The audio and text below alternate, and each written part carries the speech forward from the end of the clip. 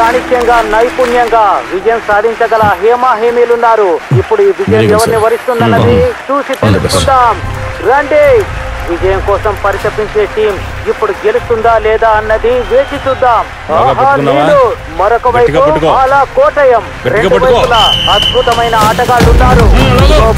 మొదలైతే సాగుతోంది. చూడండి, తెచ్చిపోతుంది.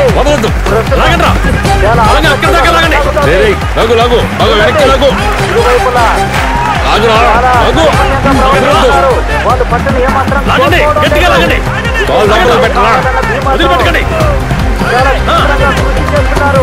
వాళ్ళ పట్టుదల చూస్తుంటే చాలా ముచ్చటేస్తుంది. ఇందులో సమదేనన్న భావనతో వాళ్ళు ఉన్నారు.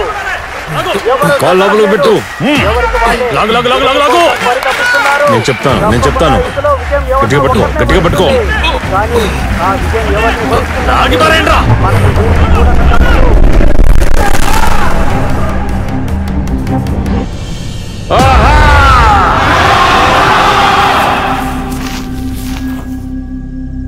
రే ఏంట్రా చూపు పోరా.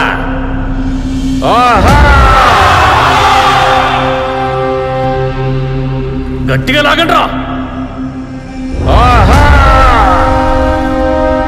లాగండ్రా.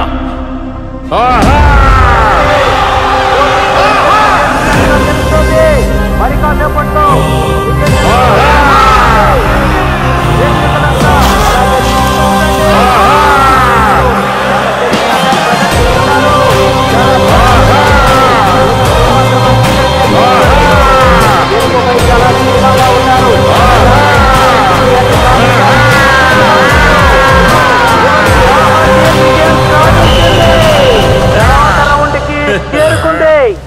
మొదటి పోటీ ముగియడంతో పరిస్థితి సద్దుమరిగింది.